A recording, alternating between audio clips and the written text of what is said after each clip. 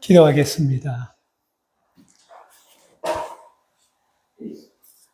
하나님의 깊고 높고 넓은 그 은혜, 100번 죽었다 깨나도 우리는 1도 알 수 없는 무능하고 악한 죄인들입니다.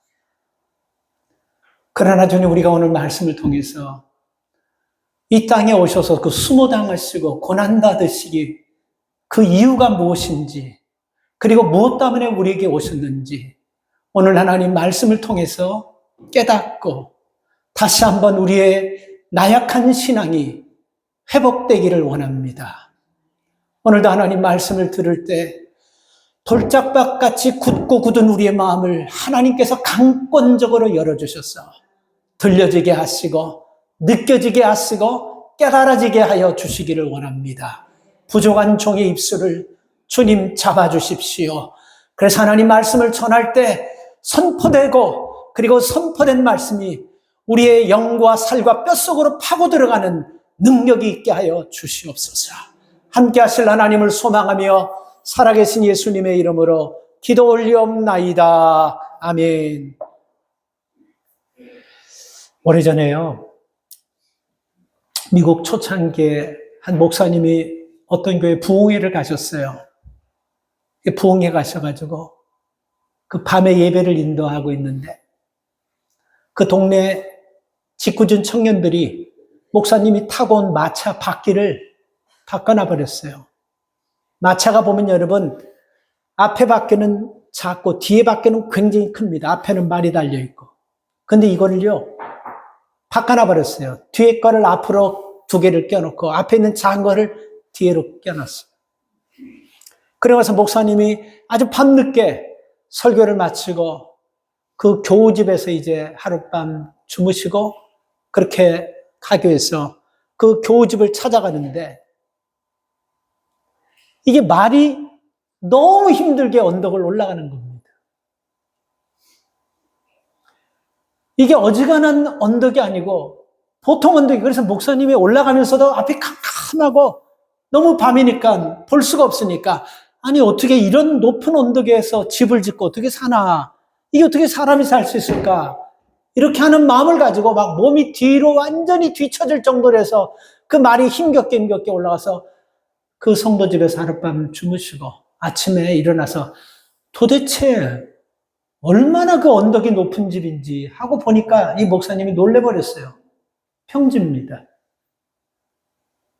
그래서 목사님이 막 이상해서 그 주변을 보고 있는데 그 집주인 되는 성도님이 뭘 찾으세요, 목사님? 그래서 이 목사님, 내가 어저께 성도님 가정에 오는데 얼마나 높은 언덕을 내가 올라왔는지 말도 힘들고 나도 거진 뒤로 그냥 넘어질 뻔할 정도로 뒤쳐져서 그렇게 올라왔는데, 아니 그 언덕을 찾을 수가 없습니다. 어떻게 된 거죠? 하니까 목사님, 우리 집은 교회에서 여기까지 언덕이 없고 평지입니다. 여러분, 왜 이 목사님이 이 힘들게 이 길을 왔는지 이해 가시죠? 앞에 있는 작은 바퀴가 뒤에 가고 뒤에 있는 큰 바퀴가 앞에 가면요, 평지도 언덕되고 언덕은 절벽되는 것입니다. 우리 인생들이 살아가면서 똑같습니다.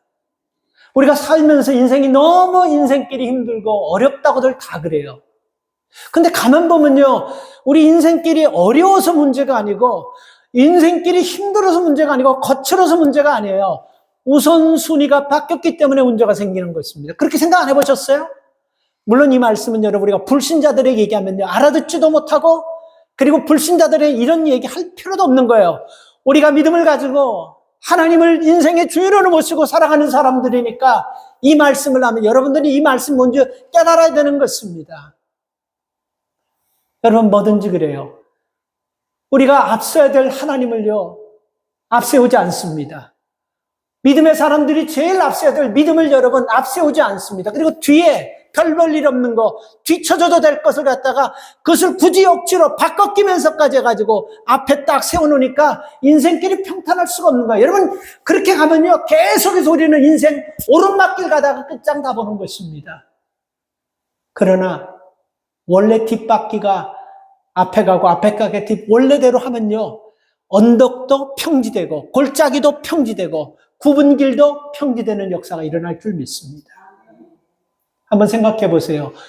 오늘 여러분 우리가 왜 힘들게 살아갑니까? 무엇 때문에 여러분 우리가 인생 이렇게 지치면서 살아갑니까? 왜 이렇게 쉽게 못 가는 이유가 무엇입니까? 한번 여러분 생각해 보시기를 바랍니다. 그래서 저는 여러분 이 고난주간에 이 말씀을 묵상하면서 여러분 왜 우리가 다음 주부터 새벽에 나와야 되고 왜 우리가 이 고난주간에 다시 한번 우리의 믿음을 재정비해야 되는지 오늘 이 말씀을 통해서 여러분 좀 깨닫는 은혜가 있기를 원합니다. 그동안 우리가 살아오면서 여러분 세상 맞춰서 살아온 거예요. 사람 눈치 보면서 살아온 거예요. 내 속임대로 살아오다 보니까 저 뒤에 놔둬야 될 것을 앞에 끼워놓고 지금 사는데 이제 이게 습관이 돼가지고 불편한 줄 모르는 거예요. 늘 우리 인생 언덕길 올라가면서 허걱거리고 힘든데 이게 수십 년 습관이 돼버린 거예요. 근데 여러분 한번 바꿔보세요. 주님을 앞세워 보세요. 믿음을 앞세워 보세요. 그리고 여러분 생각했던 이거 아니면 안 된다는 것을 뒤로 한번 내떠놓고 그리고 한번 가보세요. 아마 처음은 여러분 늘 오르막길을 허걱거리면서 갔기 때문에 좀 이상할지 모르지만 조금만 가다 보면 이게 제대로 되는 것인구나고 깨달을 날이 올 줄 믿습니다. 그래서 여러분 우리는 이번 주에 그동안 내가 이 우선순위를 잘못 두고 내가 살아온 우리의 믿음을 고난주간에 재정비하는 시간이 되고 그리고 불필요한 것 때문에 우리의 믿음의 영성을 자꾸 빼앗겼던 것들을 과감하게 가지치게 하면서 이제는 믿음의 열매 맺는 쪽으로 다 올인할 수 있도록 재정비하고 추스리고 가지치는 고난주간이 되기를 주의 이름으로 축복합니다. 우리가 신앙생활하면서요 참 아이러니한 경우가 많아요. 신앙생활하면서 하나님을 불신하는 경우가 너무 많습니다. 쉽게 얘기하면 하나님과 동행하면서도 내 안에 계신 하나님을 불신하는 거예요. 불신, 뭐가 불신입니까? 하나님과 동행하면서도 의심하는 거예요. 여러분들 중에는 그런 분이 없을 줄 믿습니다. 하나님과 동행하면서도 경계하는 거예요. 하나님과 동행하면서도 여러분 믿지 못하는 거예요. 하나님의 손이 여기까지 나를 인도하셨는데도 불구하고 내가 느끼지 못하는 거예요. 내 멋대로 내가 생각해서 여기까지 왔다 이렇게 생각하는 거예요. 이게 무엇 때문에 그렇다고 생각합니까, 여러분? 무엇 때문에 그러는 거예요? 확신이 없어서 그러는 것입니까? 믿음이 없어서 그러는 것입니까? 이거는 여러분 확신 문제가 아니고 믿음 문제라는 것입니다. 구원에 대한 믿음, 동행하심에 대한 믿음, 내가 구원받았다는 믿음, 기도 응답해 주실 거라는 믿음, 이 죄사함을 용서받았다는 믿음, 이 믿음이 없기 때문에 여러분 우리가 이렇게 불신하며 살아가는 것입니다. 오늘 여러분 이 본문은요, 제가 여러분 왜 마태복음 이 본문을 이렇게 이 본문이 여러분 마가복음 9장의 본문요 14절부터 27절까지 오늘 본문보다도 자세하게 더 잘 나와 있어요. 똑같은 사건이요 마가복음 9장이 아주 세심하게 잘 나왔는데 제가 이 말씀을 왜 오늘 여기 택했냐면 여기에 여러분 몇 가지 단어 때문에 제가 사실 이 말씀을 택한 거예요. 저는 이 말씀 가지고 여러분 오래전에 설교도 했습니다. 근데 오늘 여러분 이 말씀을 우리가 좀 다른 측면에서 한번 생각해 보려고 합니다. 자, 여기 이렇게 말씀을 보면요. 우리가 제자들이나 서기관들이나 그 귀신 들린 아이의 아버지의 모습에서 불신하고 그리고 패역한 그런 모습은 우리가 찾을 수가 없어요. 근데 여러분 마가복음 9장에 보면요. 불신해요. 예수님 앞에 온 아버지도 불신하고 제자들도 하나님을 불신하고 그리고 서기관들이 나타나는데 여기는 서기관들이 안 나타나요. 마가복음 서기관들이 나타나요. 서기관들도 하나님을 불신해요. 전부 다 불신하는 거예요. 그래서 오늘 이 본문 말씀에 보면요. 본문 17절에 보면 믿음이 없고 패역한 세대라고 책망하셨어요. 예수님께. 패역한 세대. 이 패역한 뜻이 뭐냐면 부패했다라는 뜻입니다. 정도에서 벗어났다라는 거예요. 그러니까 여러분 지금 예수님의 제자들이나 그리고 마가복음 9장에 나오는 서기관들이나 다 하나님을 알고 믿음을 가진 사람들인데 지금 정도에서 벗어나 산다는 거예요. 부패되어 있다는 겁니다. 육신은 멀쩡한데 영혼은 부패되어 있다는 뜻입니다. 그걸 퇴역한 세대라 그러는 거예요. 자, 그럼 우리가 한번 우리 자신 한번 보십시다. 우리 자신은 어떻습니까? 우리 자신이 하나님 앞에 섰을 때, 우리 자신을 보고 우리를 책망하실 때, 부패된 자식들아, 이 부패된 백성들아, 우리에게는 이렇게 말씀하지 않으실까요? 우리가 여러분, 믿음을 가지게 되는데, 어떤 믿음을 가져야 되고, 왜 믿음을 가져야 되는지를 오늘 좀, 이 믿음에 대해서 좀 생각해 보려고. 어떻게 보면 여러분, 예수님께서 이 땅에 오셔서, 오늘 우리 집사님 기도하신 것처럼, 핏방울, 땀방울처럼 흘리시고 그 온 수모와 고통을 당하시면서 우리에게 주시는 메시지 하나는 이걸 겁니다. 너희들 내 고난 기억하고 다른 사람의 고난을 위로해주는 사람이 되어라. 그리고 내가 너 이제 다 사했으니까 너희들 편안하게 살아라. 이 메시지 다 들어있어요. 근데 이것보다 핵심적인 메시지는 무엇입니까? 믿음을 가지라는 거예요. 예수님께서 이 땅에 오셔서 고난받으시는 것은 여러분 믿음을 주기 위해서예요. 믿음을 가지라는 거예요. 이 믿음에는 여러분 우리가 생각하는 그냥 그런 대충 그냥 우리가 받아들이고 이런 수준이 아닌 것입니다. 우리가 여러분 집이나 건물 살 때 대충 사인합니까? 정신 버떡 터지고 사인하잖아요. 사인할 때 안 할 때 잘 구분해 보면서 대충 하지 않지 않습니까? 지금 우리가 믿음의 삶을 여러분 보면요. 진짜 하나님께서 원하시는, 예수님께서 말하시는 이 패역한 백성들이라고 믿음 있는 사람들에게 이렇게 책망하셨는데 우리를 보신다면 어떻게 생각하실까 한번 생각해 보십시오. 믿음에는 여러분 우리가 생각하는 그런 개념 차원 수준 아니에요. 믿음에는요. 무서운 능력이 있다라는 것. 이것을 확신하고 믿으시기 바랍니다. 첫째가 여러분 믿음에는요. 무서운 능력이 있다는 것을 확신하고 믿어야 돼요. 믿음에는 여러분 그냥 뭐 믿는지 안 믿는지 예 믿습니다. 이런 차원이 아니에요. 이게 사람 살리고 죽고 이게 한 영혼의 여러분 길이 막히고 여늘고 그리고 한 영혼이 평생을 살면서 인간구실하며 사냐 아니면 평생을 인간구실하면 이 모든 것들이 다 걸려 있는 거예요. 그래서 이 믿음이라는 것은 우리가 쉽게 그냥 예수 믿습니까? 예 믿습니다. 이 정도 수준이 아니라는 것입니다. 이 믿음에는 엄청난 능력이 있다라는 것입니다. 자, 이 본문에 여러분 이 배경을 보면요. 예수님께서 변화산에 올라가셨어요. 변화산에 올라가셨을 때 귀신 들리고 여러분이 여기 본문에 보면 간질 15절에 보면요. 주여 내 아들을 불쌍히 간질병 걸린 거예요. 간질병. 난 간질병 걸린 사람 봤어요. 내가 어떤 교회에 있을 때 간질병 걸린 청년이 예배 시간에 간질병으로 쓰러지는 걸 봤어요. 등을. 난 몇 번 봤어요. 그 간질병이 여러분 막 하얀 거품 물면서 쪼그려 들어가지고 발이 벌벌벌벌 떠는 거예요. 자기가 그렇게 한 걸 몰라요. 근데 이렇게 여러분 갑자기 여러분 그냥 이러면서 그렇게 돼버리는 거예요. 근데 여기다가 플러스 이놈의 간질병도 이거 심각한데 여기다가 이 본문에는 우리가 귀신 들어갔다는 얘기를 우리가 어디서 찾을 수 있냐면요. 18절에 보면요. 예수께서 꾸짖으시니 귀신이 나가고 그러니까 귀신이 들어갔다는 건데 마가복음 9장에 보면요. 연속해서 귀신이 들어갔다. 귀신은 이렇게 말씀하고 있어요. 그러니까 분명히 이 아이는요. 간질 플러스 귀신이 들어가지고 그냥 막 멀쩡하던 애가 막 불만 보면 그냥 불나방처럼 확 뛰어들어가는 거예요. 물감만 보면 그냥 확 뛰어들어가 버리는 거예요. 만약에 우리 가족 중에 이런 증상을 갖고 있다고 한다면 어떻게 했습니까? 그 사람 하나 때문에 온 식구가 정상적인 삶은 불가능할 겁니다. 그래서 여러분 더군다나 이 아이를 여러분 치료하고 고치기 위해서 이 부모가 생각해 보세요. 여러분의 자녀가 이렇게 됐다면 여러분은 어느 나라에 가면 그 의사가 고친다면 그 나라까지 갈 겁니다. 나도 가요. 그런 의사가. 우리 그런 질병이 있다. 고친다면요. 그러니까 이 부모도 똑같은 거예요.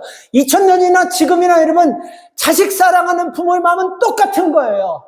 내 자식 아까운 마음은 똑같은 거예요. 얼마나 많이 애썼겠습니까? 그래서 여러분 어떻게 하면 이 아이를 고칠 수 있나 전전긍긍하던 차에 예수의 소문을 듣고 예수님 앞에 가면 낫는다는 소문을 듣고 갔는데 마침 예수님 계시지 않고 제자들만 있는 거예요. 근데 다 그 사람들이 이 사람이 예수님을 밖에나 했겠습니까? 소문 듣고 왔는데 예수님이나 이 사람이나 다들 이 사람 똑같은 사람이고 다들 똑같이 한다고 생각하는데 못 고치는 거예요. 그때 여러분 오늘 본문 20절에 보면요. 제자들이 예수님 앞에 이렇게 물어봅니다. 19절부터 읽읍시다. 이때 제자들이 종명이 예수께 나와 가르되 우리는 어찌하여 쫓아내지 못합니까? 여기서 분명히 쫓아내지 못하는 걸 뭐를 얘기하는 겁니까? 귀신을 얘기하는 거잖아요. 그죠? 마가복음 9장에는 아주 그냥 공공연하게 귀신이 들어갔다 계속해서 반복해요. 우리는 왜 쫓아내지 못하면 귀신을요? 근데 예수님께서 뭐라고 말씀하십니까? 20절 말씀을 보면요. 너희 믿음이 적은 영혼이라. 너희 믿음이 적은 영혼이라 그랬지만요. 마가복음 9장에 보면요. 너희 믿음이 없는 자들이라 얘기했어요. 자, 오늘 이 본문 20절에 믿음이 적은 자들이라고 해놓고 여러분 예수님께서 하신 말씀 뭐냐면요. 내가 진실로 너에게 이르노니 만일 믿음이 겨자씨만큼만 있으면 이 산을, 그러니까 이 말은 뭡니까? 없다라는 거예요.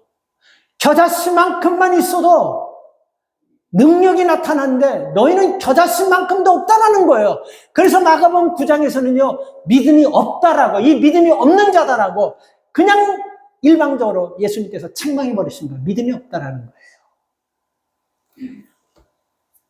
자, 여러분 우리가 귀신을 내어쫓고 병자를 고친다던 이 제자들도 이렇게 여러분 예수님 앞에 믿음이 없다고 책망받으니까 이 부모의 마음이 어떻겠습니까? 한번 생각해 보세요. 실망하는 거예요.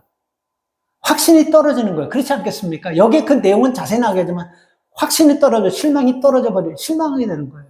그래서 여러분 우리가 어떤 일을 통해서 맞아, 저거는 될 수 있어 이런 확신을 갖기까지는 절차가 있고 시간이 필요하고 확신 가지기까지는 자기의 선입관, 자기의 고정관념 뛰어넘어서 확신을 갖기 때문에 참 많은 절차와 시간이 많이 걸리는 거예요. 그런데 이거 아세요? 그 확신이 실망으로 될 때는요, 한순간 확 무너져 버리는 겁니다.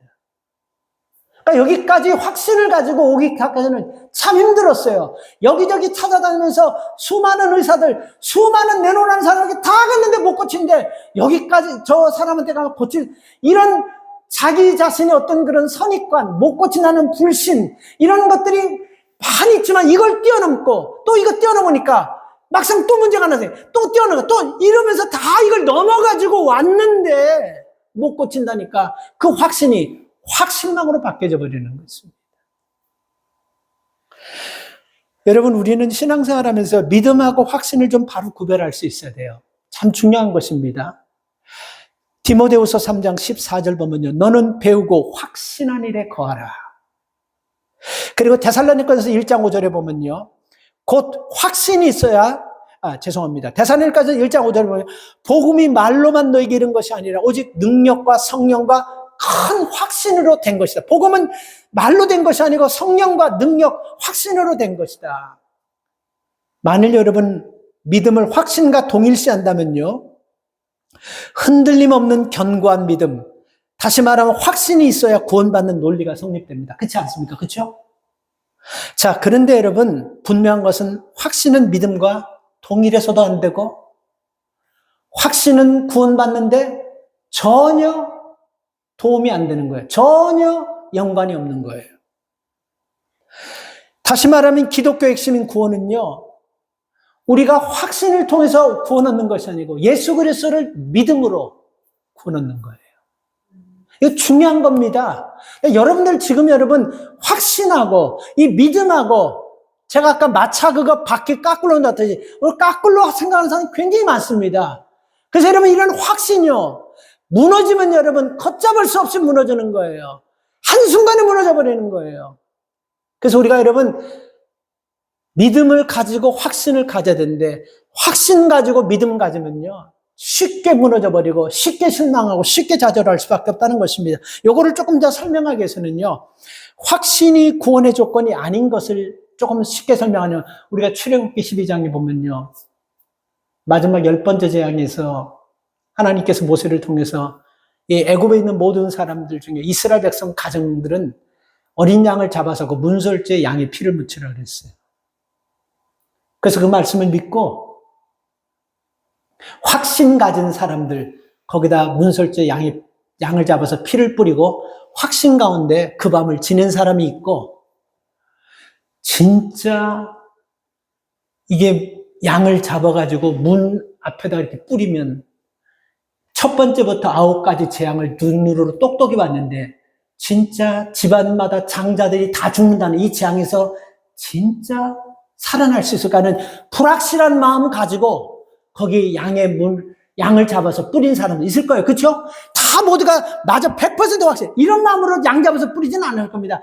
이게 될까? 진짜 이게 우리를 살릴까? 이런 불확신 마음 가지고도 여러분 양을 잡아서 문설주에 양의 피를 뿌린 사람도 있을 거예요. 그런데 여러분 무슨 일이 일어났습니까? 확신을 가지는 확신의 마음을 가지고 양을 잡아서 문설주에 양의 피를 뿌린 사람이나 불안한 마음을 가지고 혹시나 하면서 그런 의심되는 마음을 가지고 양을 잡아서 문설주에 양의 피를 뿌린 가정이나 똑같이 구원받았다라는 거. 뭡니까?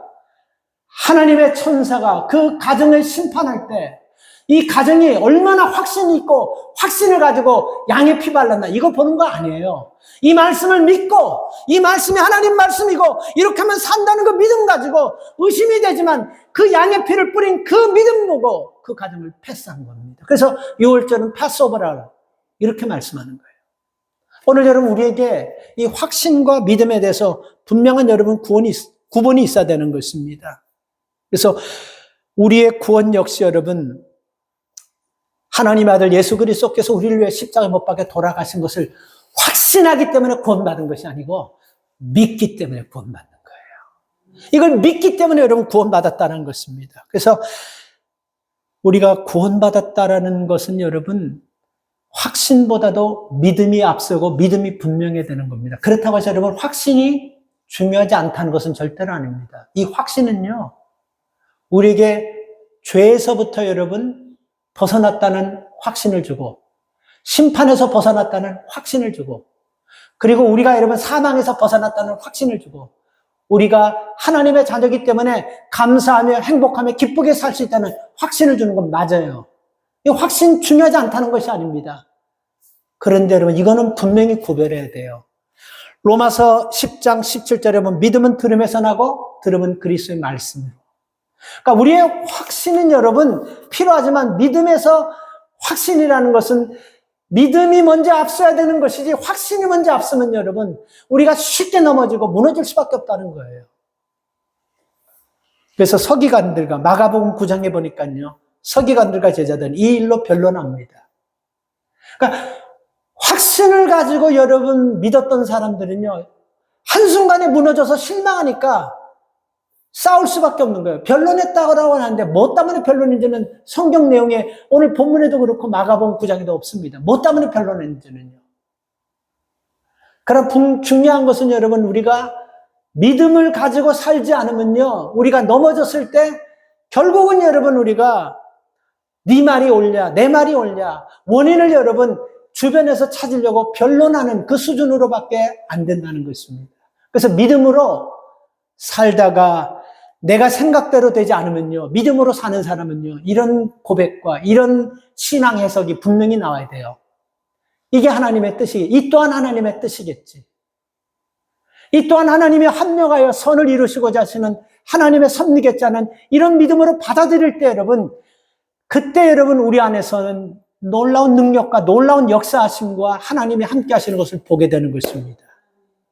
그래서 저는 믿음이라는 것은 이렇게 생각해요. 히브리서 11장 1절에 보면 믿음은 바라는 것들의 실상이고 보지 못하는 것의 증거 이 말씀 속에서 우리가 답을 찾아야 됩니다. 믿음의 눈으로 보야지만 여러분 아직은 보이지 않지만 믿음의 눈으로 바라면요 눈으로 바라던 그것이 여러분 실체로 나타나게 되는 거예요. 중요한 거는 믿음으로 보는 거예요. 확신으로 보는 것이 아니에요. 믿음으로 보는 것입니다. 그리고 보이지 않지만 여러분 볼 수 있게 하신다는 그 믿음을 가지고 보면요 실체가 보이게 되게 되는 것입니다. 그래서 여러분 우리가 믿음 생활하면서 이런 하나님의 능력이 여러분 어디서 나오는지 확신에서 나오는지 믿는 믿음의 능력에서는 이것을 우리가 뚜렷하게 구별해야 되는 것입니다. 하나님의 말씀에는 능력이 있어요. 하나님을 믿는 믿음 안에는 우리가 생각하는 상상할 수 없는 능력이 있습니다. 그래서 여러분 우리가 능력을요 원뜻에 보면 두나미스라고 하는데 이 두나미스라는 말은 다이나마이트, 폭발물 이렇게 나와요. 그런데 아무리 능력 있는 하나님의 그 말씀도 여러분 우리가 그것을 사용하지 못하면 아무짝에 필요 없어요. 예를 들어서 여러분 우리가 수류탄이라는 거 있는데요. 이 여성분들은 잘 모르 동그랗게 생겨가지고 이게 쇳덩어리로 된 거예요. 저도 군인 요즘 뭐 다른 걸로만 제가 있을 때는 이건 전시회만 여러분 군인들에게 나눠줍니다. 근데 이게 쇳덩어리가 주먹만한 거지만요. 이게 핀이 있는데 그 핀을 딱 뽑아가지고 그 목표를 향해서 던질 때 여러분 상상할 수 없는 우리가 생각한 것보다 더 많은 환경이 폭파되고 더 많은 희생자들을 내버릴 수 있는 굉장히 무서운 거예요. 근데 이거를 가지고 핀을 뽑지 않고 그냥 이것을 망치로 쓴다든지 아니면 이걸 하나를 가지고 그냥 적군을 이 머리를 정확하게 맞춰가지고 한 사람을 기절시킨다든지 그러면 여러분 그렇게 할 수 있지만 그 능력 가지고 그거밖에 쓰지 않으면 어리석한 것입니다. 그래서 우리가 믿는 믿음에는요 무슨 능력이 있는지를 알아야 돼요. 이게 여러분 폭발할 수 있는 엄청난 믿음이 우리가 믿는 믿음에는 능력이 있다는 것입니다. 그래서 이 믿음이 들어가면요 죽을 사람이 살아나는 거예요. 이 믿음이 들어가면요 평생을 못되게 악하게 살던 사람들이 살아나는 거예요. 우리 가끔 가다가 감옥에서 사형 선고 받았던 사람이 복음 받아들이고 예수 영접하고 천국 문이 열린다면서 죽을 때 하나도 무섭지 않고 우리가 찬양하면서 가는 그런 사람들 보지 않습니까? 이걸 어떻게 해석하고 설명할 수가 있겠습니까? 이 사람들이 어차피 우리는 죽을 거니까 쇼업이나 하다가 그냥 편안하게 이런 마음에서 이런 모습이 나올 수 있겠습니까? 사람은요 100사람을 죽인 사람이건 한 사람을 죽인 사람이건 사형장에 가면요 절대로 제정신으로 제 발로 턱커턱커 걸어가는 사람이 없다고 합니다. 그러니까 영화나 연속곡에서 뭐 척척 걸어가지만 실신해버린다는 거예요. 갑자기 딱 부르면 오늘이 내 마지막 그러면 주저앉아버린다는 거야. 아무리 강한 사람이라도 주저앉아버린 거예요. 그런 연약한 사람들이 자기 스스로 걸어가면서 하늘 가는 그 찬양을 부르면서 그렇게 할 수 있는 것은 확신이 하는 것이 아니라 믿음이 하는 거예요. 오늘 여러분들의 삶을 여러분 하나님과 영적 교제를 나누는 것도 그리고 하나님의 능력을 체험하는 것도 내가 하나님의 자녀임을 권세를 선포하는 것도 확신이 아니고 믿음입니다. 믿음이 있을 때 여러분 하나님의 능력을 내 능력처럼 쓰는 거예요. 그래서 요한복음 1장 12절에 보면요 영접하는 자 곧 그 이름을 믿는 자에게는 하나님 자녀되는 권세를 주겠다라고 말씀하셨어요. 우린 권세를 받은 자예요. 그래서 권세를 받았기 때문에 여러분 하나님 믿는 믿음 안에는 일반 사람들이나 세상 사람들이 생각하는 이 수준이 아닙니다. 엄청난 폭발할 수 있는 폭발력의 능력이 있다는 것을 꼭 기억하시기 바랍니다. 그래서 여러분 믿음으로 살아갈 때 하나님께서 원하시는 것이 무엇인지를 우리가 깨닫고 그리고 그 뜻을 따르기 위해서는요 믿음을 가지고 교제가 돼야 돼요. 우리가 여러분 세상에서는 세상 사람들에게 사용되고 세상 사람에게 인정받고 세상의 힘을 빌려고 하면요 뭐가 있어야 됩니까? 신뢰, 신용이 있어야 되지 않습니까? 그죠? 근데 하나님과 우리의 관계에서 하나님의 힘을 내가 쓰려고 하면요 하나님과 우리의 관계에서는 신뢰, 신용, 확신이 아니고 믿음입니다. 믿음이 있어야지 하나님께서 주시는 권세와 능력을 쓸 수 있는. 그래서 여러분이 믿는 이 믿음은요 엄청난 능력이 있다는 것을 여러분 깨달으시면서 이 고난주간에 다시 한번 그 믿음의 능력을 회복하는 은혜가 있기를 축복합니다. 두 번째 여러분 우리는 말씀의 권세를 확신하며 살아야 됩니다. 말씀에는 권세가 있어요. 자 여러분 우리가 아무리 확신한다고 해도요 입으로는 맨날 확신한다고 하고 맨날 우리가 확신한다 막 구호를 외쳐도 우리가 행동하지 않으면요 아무짝에 소용이 없는 것입니다. 말씀에 확신하는 믿음이 있으면요 우리가 어떤 문제 앞에서 전혀 여러분 위축되지 않아야 돼요. 오늘 이 18절 말씀을 보면요 꾸짖으셨다라고 말씀하셨습니다. 예수님께서 꾸짖었어요. 그리고 마가복음 9장 25절에 보면 구체적으로 나와요. 귀신아, 말 못하게 하고 벙어리 되게 하는 귀신아, 그 아이에게서 떠나가고, 뭐라고 또 얘기했냐면요, 다시는 들어가지 말라라고 그렇게 하셨어요. 근데 오늘 본문은 꾸짖었다라고 얘기하고, 여긴 강한 얘기를 말씀하는 거예요. 그냥 어설프게 꾸짖는 것이 아니고 정신 번쩍 차리도록 그렇게 꾸짖는 것을 얘기하는 거예요. 아주 강력한 메시지인 것입니다. 그래서 여러분, 우리가 이 귀신에게 예수님께서 하시는 것을 보면서 우리도 우리의 삶 가운데 우리를 힘들게 하고 우리를 어렵게 하고 우리를 두렵게 하는 이런 세상의 악한 귀신들, 마귀들 여러분, 가만히 한번 보세요. 우리가 여러분 이런 사람들을 어떻게 지금 대하고 있는지, 설득하면서 달래면서 대하고 있는지, 아니면 정말 꾸짖을 것을 강하게 꾸짖으면서 하나님 말씀으로 그들을 인도하고 있는지 우리 자신을 한번 가만히 뒤돌아봐야 되는 것입니다. 말씀에는 여러분 권세가 있다라는 것. 이 권세는 여러분 힘하고 권세하고는 본질적으로 달라요. 힘은 사람의 체력에서 나오는 거예요. 체력에서 나오는 거예요. 힘은요. 근데 권세는 권위에서 나오는 거예요. 교통경찰이 자동차를 세울 때 사람의 힘이나 체력이나 이런 것 가지고 세우는 것이 아니고 국가로부터 받은 권위 가지고 세우지 않습니까? 그죠? 그 권위가 있기 때문에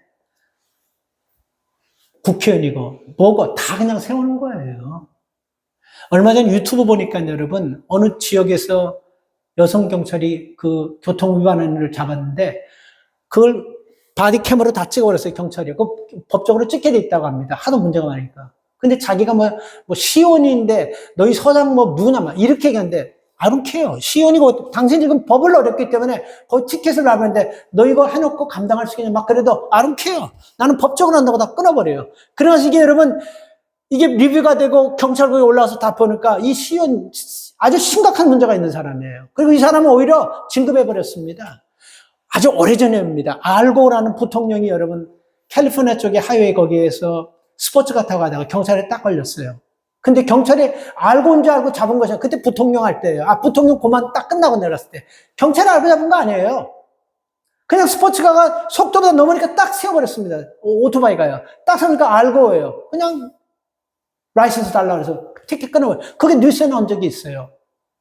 그게 여러분 힘 가지고 하면 못하는 거예요. 권위 갖고 하는 거예요. 여러분 우리가 마귀를 쫓을 때요. 우리가 마귀의 힘을 가지고 내 힘 가지고 마귀를 여러분 설득하고 달려고 감당하지 못하는 것입니다. 나는 부족하지만 하나님의 말씀에 권세가 있는 힘이 있기 때문에 이 권세 있는 말씀 가지고 오늘 예수님께서 꾸짖어 버렸습니다. 그래서 여러분 자꾸 우리를 힘들게 하는 이런 것들이 있지 않습니까? 우리를 어렵게 하고 우리의 믿음을 자꾸 약하게 하는 그런 것들을 우리가 과감하게 꾸짖어 버려야 되는 것입니다. 그냥 달래고 설렁설렁하면요 결국은 우리가 그들에게 먹혀가는 거예요. 이거 뉴저지 계시는 분인데요. 뭐 그냥 신앙생활도 얼마 하지 않은 분이에요. 신앙생활 하신 이유도 그냥 뭐 친구들이 자꾸 가자니까 왔다 갔다 하다가 그냥 믿음 생활도 그냥 그렇게 하시는 분이에요. 근데 모르죠. 그 사람은 그렇게 설렁설렁 하면서 신앙생활 했지만 그 사람에게 믿니 그건 아무도 모르는 거예요. 근데 어떤 일이 있었냐면요. 그 주변에 한인타운에 살다 보니까 이 몰몬교 사람들이 있잖아요. 한국 아줌마하고 이 미국 사람들 막 섞여가지고 막 한국말하는 외국인하고 막 한국 아주머니들 와서 어떻게 막 외국인들이 한국말 더 잘하고 이 한국 아줌마는 한국 사람인지 미국 사람인지 모를 정도로 한국말 잘 못하는 이런 사람들이 막 섞여서 와가지고 하다 보니까 집에 막 찾아와서 하니까 혼자 있으니까 심심하게 하니까 처음에는 재미도 있고 해서 이런저런 얘기 나눈 거예요. 근데 이게 귀찮은 거예요. 나중에 막 바쁠 때도 그냥 한 달에 한두 번씩 이렇게 자꾸 오는 거예요. 그런데 교회 다니다 보니까 어떤 사람에게 물어봤어요. 우리 자꾸 어떤 사람이 전도하는데 나 교회 다닌다 그래도 전도하는데 그거 어떻게 하냐니까 하니까 아니 교회 다닌다 그러는데도 그 전도하러 온다면 그 이단교일 거니까 뭐라 그럴까 몰몬교라고 그러던데 양복 입고 다니까 그거 이단이에요. 그 사람들 더는 문 열어주지 마세요. 그래서 이게 오랫동안 자기는 신앙이 뭔지도 모르고 그러니까 믿음이 없으니까 오랫동안 그냥 뭐 시간 되면 문 열어주고 차도 마시고 뭐 이런저런 얘기도 하고 그러는데 이거 잘못됐거나 안 되구나 이제 이렇게 딱 생각한 거예요. 그리고 나서 설교를 들으면서 예수님께서 꾸짖었던 오늘 이 본문 말씀을 딱 깨닫고 어느 날 사건이 터졌어요. 미국 사람들, 한국 사람들에서 네 사람이 그날도 띵동 신호를 듣는데 이 사람이 무슨 배짱으로 뭔 마음이 갑자기 문을 딱 열어 손가락질을 딱 하면서 그렇게 했대요. 나사렛 예수 이름으로 명하는데 당신들 우리 집에 다시는 오지 마! 하니까 그리고 나서 여러분 10년 넘도록 아직도 끊어요. 완전히 끊어요. 10년이 넘었는데 이제 안 온다는 거예요. 그동안 너무너무 많이 골치 아파 죽겠는데 손가락질 하면서 당신들 나사렛 예수 이름을 명하는데 다시는 우리 집에 오지 마라고 이렇게 손가락질을 그렇게 해버렸어요. 그러니까 그때부터 안 오더래요. 저는 여러분 이게 권세라고 생각합니다. 실검실검 자꾸 막 그냥 오셔서 차 한 잔 마시고 그냥 뭐 한국 얘기나 나누고 그 미국 사람이 한국말을 원체 잘하니까 뭐 영어도 이렇게 하고 이렇게 하다가 보면요 자기도 모르게 넘어가 버리는 거예요. 옛날에 여기 뭐 어디 뭐 무슨 뭐 저 안식교에서 뭐 아줌마들 컴퓨터 막 가르친다 해서 막 그냥 막 아무나 막 한다. 참 정말 답답하더라고요. 슬렁슬렁하면 여러분 우리가 내 자신도 모르게 여러분 팍 넘어가는 거예요. 그래서 여러분 하나님 말씀에는 권세가 있다는 확신을 가지고 예수님께서 이 마귀 사탄을 쫓아서 우리가 이렇게 강하게 쫓아내는 것입니다. 하나님은 우리를 향한 놀라운 계획을 가지고 계심을 믿으십니까? 그런데 내가 말씀의 권세를 믿지 못하면 그 계획은 말짱 도루묵 되는 거예요. 하나님의 말씀의 권세를 알 때 나를 향한 하나님의 계획이 이루어진다는 것입니다. 그래서 말씀은 신앙생활에서 굉장히 중요한 거예요. 하나님의 능력은요, 말씀으로부터 나오는 것입니다. 그래서 내가 그 말씀에 어떻게 반응하에 따라 내 인생의 결과가 달라지고 내 삶이 확실하게 변하는 것입니다. 이거는 꼭 기억하십시오. 하나님께서는요, 내가 들은 말씀 속에서 들은 말씀으로 심판도 되고 내가 들은 말씀 속에서 복도 받게 되고 내가 들은 말씀 속에서 내 삶이 결정된다는 것입니다. 모르는 말씀 가지고 하지 않으세요. 내가 들은 말씀, 들려진 말씀 가지고 심판도 축복도 하나님께서 역사도 하신다는 것입니다. 그래서 중요한 것은 내 마음에 의해서 하나님의 능력이 역사한다는 걸 꼭 기억하십시오. 어떤 문제도 여러분 우리가 하나님의 말씀의 권세를 잊고 그 권세의 말씀을 사용한다고 한다면요.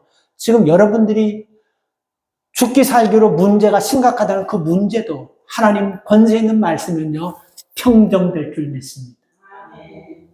말씀의 권세를 모르니까 그러는 거예요. 마치 아까 얘기했듯이 수류탄 가지고 그 안전핀을 뽑아가지고 써야 돼. 그거 가지고 망치짓이나 하고, 그리고 그거 가지고 사람 던져가지고 뒤통수나 맞추려고 하면 그거 하나밖에 못해요. 그게 말씀의 폭탄의 능력을 모르기 때문에 그러는 것입니다. 권세 있는 하나님의 말씀을 사용할 수 있기를 바랍니다. 성경은 31,173개의 성경 구절이 있어요. 31,173개. 이 많은 성경 구절에서 한 말씀만이라도 이 말씀의 권세를 찾는다면요, 우리 삶 가운데 엄청난 변화가 올 줄 믿습니다. 마지막으로 우리 기도는요, 응답을 확신해야 됩니다. 자, 예수님께서 여러분, 저희와 변론하는 것을 보시고, 너희가 왜 변론하냐 하시면서 하신 말씀이, 이거는 변론할 문제가 아니고, 기도해야 된다고 말씀하셨어요. 자, 마가복음 9장 16절에 보면요, 제자들과 서기관이 아이 문제를 놓고 변론합니다. 그때 예수님께서 이렇게 말씀하시는 것입니다. 이 변론할 것이 아니에요. 예수님이 그 아이 속에 있는 귀신을 쫓아낼 때 여러분 마귀하고 얘기하고 쫓아냅니까? 마귀야, 내가 너 속에 있는 귀신, 이 아이 있는 귀신 쫓아낼 건데 너 좀 나가주라. 내가 존말할 때 나가줘. 이렇게 얘기하면서 달래면서 얼르면서 하지 않고 그냥 악한 귀신아 그 아이에서 나갈 줄 알아. 그렇게 하면 꾸짖어 버렸어요. 우리 삶 가운데서 지금 아까도 좀 말씀드렸지만 우리의 믿음을 자꾸만 약하게 만들고 우리를 힘들게 만드는 것 중에는요, 우리가 얼레고 달래서 사람 만들어야 할 것도 있지만요, 아주 매몰차게 칼같이 끊어내야 될 것도 있습니다. 정말 매몰차게 여러분 끊어낼 거 있어요. 한번 생각해 보십시오, 여러분. 수술할 환자를 놓고 의사가 환자하고 얘기합니다. 그럼 결과가 어떻게 되겠습니까? 수술실에 올려놓고 환자하고 의사하고 변론하는 거예요. 그 환자 결과는 죽는 거예요. 물에 빠진 사람을 놓고 막 떠내려가는데 서로 변론하는 거예요. 끝나는 거예요. 가장 여기서 지금 중요한 것은 무엇이냐면요. 어떻게 하면 이 아이를 살려내냐는, 어떻게 하면 이 아이 속에서 귀신을 끌어내고, 어떻게 하면 이 가정에 있는 아이 때문에 사라져버린 행복을 회복시키고, 어떻게 하면 그동안 근심과 걱정 속에서 어떻게 하면 아이를 치료할 수 있을까? 이 아버지의 상처를 회복하는 것입니다. 그렇지 않습니까? 이거보다 더 우선되고 귀한 게 어디 있겠어요? 그런데 이런 일들을 얼레면서, 달래면서, 말 가지고 설득하면서 사람인 가지고 이게 되겠습니까? 안 돼요. 하나님의 권세의 힘 가지고 마가복음 9장 29절에 보면요. 기도 외에는 이런 유가 나갈 수 없느니라. 이렇게 마가복음 9장 똑같은 사건이에요. 9장 29. 기도 외에는 이런 유가 나갈 수 없네요. 근데 오늘 이 본문을 보세요. 우리 오늘 읽은 성경을 보면요. 21절에 보면 뭐라고 나와 있습니까? 없음이라고 나와 있죠.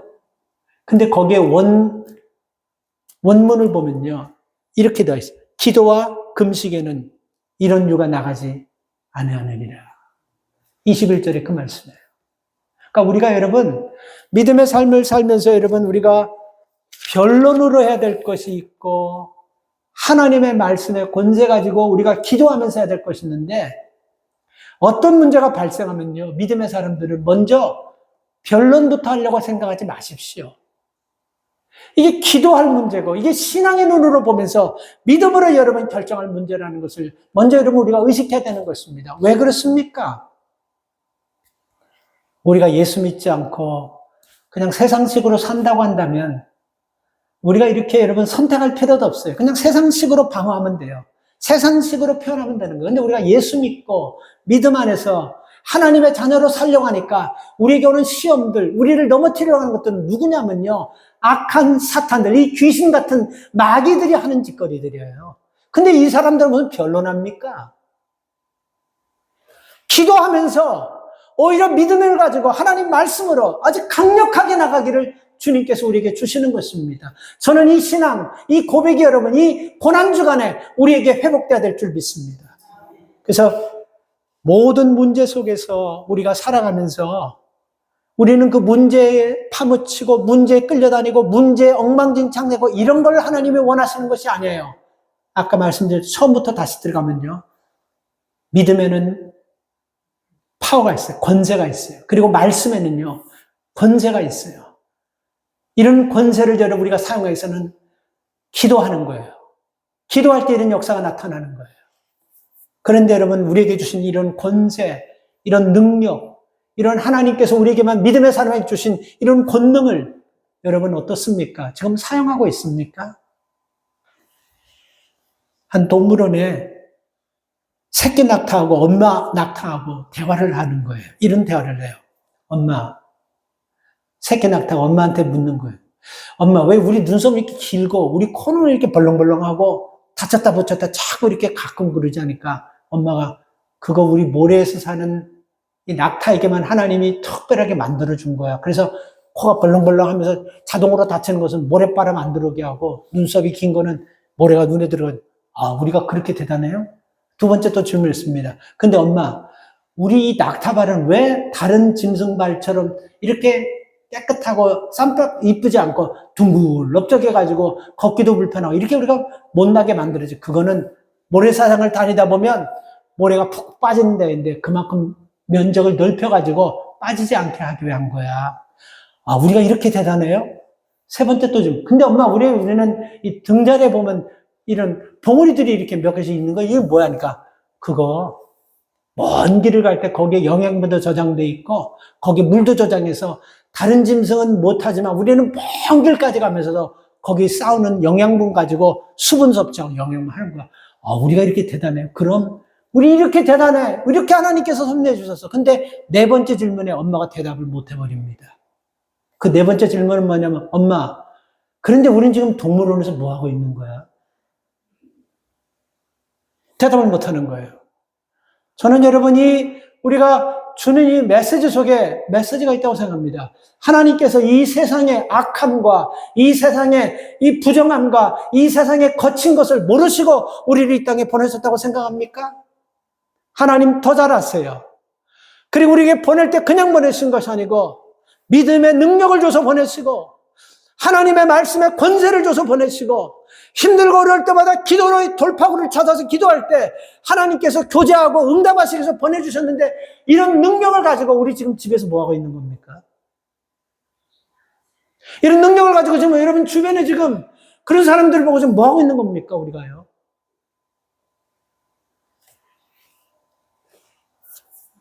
여러분 우리가 고난주간에 다시 한번 하나님께서 우리에게 주신 나를 믿고 내게 주신 능력, 권세를 회복하시기를 축복합니다. 왜 그러냐면요. 그 권세, 그 능력 회복해가지고 권세 능력 가지고 그거 우리가 자랑하며 뻐기며 살려가는 것이 아니고 그 권세 능력을 가지고 보면요. 우리 주변에 난공불락과 같은 이런 문제들이 있잖아요. 그거 새털같이 보이고 그거 절벽같이 보이고 그거 언덕같이 보이지만요. 그거 평지같이 보이는 눈을 주시는 줄 믿습니다. 그래서 그들요. 다 예수 그리스도를 통해서 구원받아야 될 백성이고 주님만이 그 영혼들을 살릴 영혼이고 하나님 없이는 소망이 없는 불행한 백성들인 그 불쌍히 여기는 눈을 우리에게 열어주셨을 때 우리의 있는 능력이 그들을 하나님 앞으로 인도하는 능력이 될 줄 믿습니다. 이 은혜가 여러분 모두에 있기를 주의 이름으로 축원합니다. 하나님 은혜를 감사합니다. 오늘도 우리가 이 말씀 속에서 예수님께서 이 낮고 낮은 땅에 종의 몸체를 가지고 수모와 멸시와 고통을 당하면서 오실 이유가 하나도 없습니다. 그러니 이 백성들을 살리기 위해서 오셔서 믿음이라는 것을 주셨는데 그 믿음은 우리가 상상할 수 없는 능력이 있는 믿음임을 우리가 깨닫지 못했습니다. 하나님 사순절 기간에 믿음의 능력을 깨닫는 은혜가 있게 하여 주시옵소서. 오셔서 하나님 우리를 넘어뜨리고 우리를 힘들게 하고 우리를 무너뜨리게 하고 우리를 질질 잡아 끌어가지고 지옥으로 사탄의 양식거리로 만들려고 마귀들이 사방천지에서 끌고 다니는데 그들과 타협하면서 그들과 적당히 변론하도록 주신 것이 아니고 과감하게 예수 그리스도의 이름으로 선포하면 그들이 다시는 우리를 손잡지 못하는 그 말씀의 권세를 주기 위해서 오셨음을 믿게 하여 주시옵소서. 그리고 하나님 기도할 때마다 하나님께서 기도를 통해서 어떤 문제도 극복하게 하는 능력의 통로가 됨을 믿고 다시 한번 사순절 기간 고난주간에 잃어버린 믿음 회복하게 하시고 다시 한번 하나님 앞에 둬야 될 믿음과 하나님을 뒤에 두고 뒤에 둬야 될 것을 앞에 세웠다 간다면 다시 한번 원위치로 회복되는 우선순위가 다시 새롭게 되어지는 그런 믿음의 시간 되게 하여 주시옵소서.